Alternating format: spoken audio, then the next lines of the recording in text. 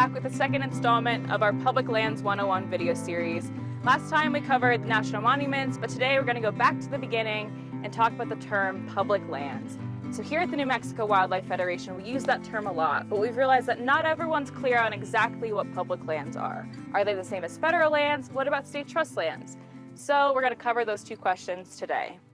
First off, public lands are owned by you. They're lands managed strictly for the benefit and use of the American people, whether that be through outdoor recreation, economic development, scientific research, etc. As Americans, a portion of the taxes we pay goes to the management of these lands, and the federal agencies that manage them have rules and processes in place to ensure that management meets the needs and desires of our citizens. In that sense, we each contribute to the management of public lands, and in doing so, have earned the right to access and utilize them. Federally managed lands are the same as public lands, with two very important exceptions. Public lands do not include Native American reservations and Department of Defense lands, such as military bases. For example, White Sands National Monument and White Sands Missile Range are both technically federal lands. But while White Sands National Monument is public land, White Sands Missile Range is definitely not public land. So, for what we do here at New Mexico Wildlife Federation, the term public land is more appropriate because outdoor recreation is prohibited on Department of Defense lands, and the rules for outdoor recreation access and permitting differ on reservation lands. So where do state trust lands come in? Well, back when our states were becoming a union, the federal government decided that there were certain institutions like schools and government offices that were necessary for successful statehood.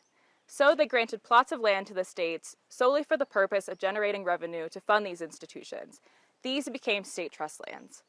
In New Mexico, the State Land Office and the State Land Commissioner manage, lease, and sell state trust lands in order to fund these institutions. A full list of the beneficiaries of state trust lands in New Mexico can be found in the State Land Office website.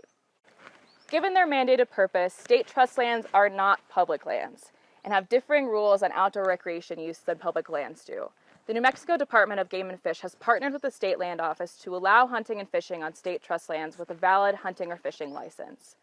Those interested in using state trust lands for other forms of outdoor recreation have to purchase a separate recreational access permit from the State Land Office. All information and frequently asked questions about state trust land recreational access permits can be found on the State Land Office website. New Mexico is home to over 23 million acres of public land, all owned by the American people, not just in New Mexico, but from Maine to Montana, all the way out to Alaska and Hawaii. Our state is defined by these landscapes, and we all share the responsibility of caring for them. So keep watching this video series to learn more about how you can protect and participate in the management of your public lands.